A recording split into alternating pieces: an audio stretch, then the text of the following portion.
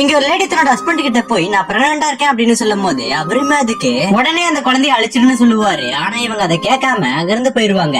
இப்ப தன்னோட ஹஸ்பண்டோட பேச்சையுமே மீறி அந்த குழந்தைய நல்லா பெத்துக்கணும் அப்படிங்கிறதுக்காக ஆரோக்கியமான சாப்பாடு, உடற்பயிற்சி அப்படின்ட்டு எல்லாத்தையுமே பண்ணுவாங்க.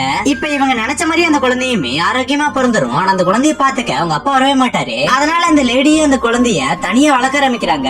ஒரு நாள் உங்களோட ஹஸ்பண்ட் தனியா உட்கார்ந்து இருக்கும் போது அந்த குழந்தை அப்பாவை தேடி ஓடி வரும். ஆனா அவர் அந்த குழந்தைய கண்டுக்காம அங்கிருந்து போயிருவாரு. அதை பார்த்தோன்னு அந்த குழந்தையோட அம்மாவுக்கு பயங்கர கஷ்டமா இருக்கு. அதனால ரொம்ப பாசமாவும் தான் கத்துக்கிட்ட எல்லா கலையுமே அந்த குழந்தை கத்து கொடுத்துட்டு இவனையுமே ஓரளவுக்கு பெரிய பையனாகிடுறாங்க. அவங்க அப்பாவுமே அவர் கூட தான் இருப்பாரு. ஆனா தன்னோட குழந்தை மேல சுத்தமா பாசமே இல்லாம இருப்பாரு. அப்படிதான் ஒரு நாள் இந்த பையன் டிவில சவுண்டா பாட்டு கேட்டு இருக்கும் போது அதை பார்த்து அவர் வேகமா வந்து அந்த பையனை அடிச்சுட்டு இனிமே டிவியே பார்க்க கூடாது அப்படின்னு சொல்லி அந்த பையனை மிரட்டுவாரு. அதை பார்த்து அந்த பையனோட அம்மாவுமே ஆறுதலா அந்த பையன் கிட்ட பேசி அங்கிருந்து அந்த பையனை அனுப்பி விட்டுட்டு தன்னோட ஹஸ்பண்ட் கிட்ட ஏன் நம்ம பையன் கிட்ட அப்படி நடந்துக்கிறீங்க அப்படின்னு கேட்கும் போது அவருமே இதுக்கு கண்டுக்காமங்கிறது போயிருவாரு. இப்படியே மறுபடியுமே அவரு அந்த பையன் ஸ்விம்மிங் பண்ணிட்டு இருக்கும் போது அவங்க கிட்ட போய் தலையை பிடிச்சி தண்ணிக்குள்ள அமைத்தி அந்த பையனை கொள்ளலாம்னு பாப்பாரு. அதை பார்த்து அந்த பையனோட அம்மா வேகமா ஓடி வந்து தன்னோட பையனை அவர்கிட்ட இருந்து காப்பாத்தி உங்களால இனிமே பையனுக்கு எந்த ஒரு ஆபத்து வரக்கூடாது அப்படின்னு சொல்லிட்டு தன்னோட பையனை கூட்டிட்டு அந்த வீட்டு விட்டு போயிருவாங்க.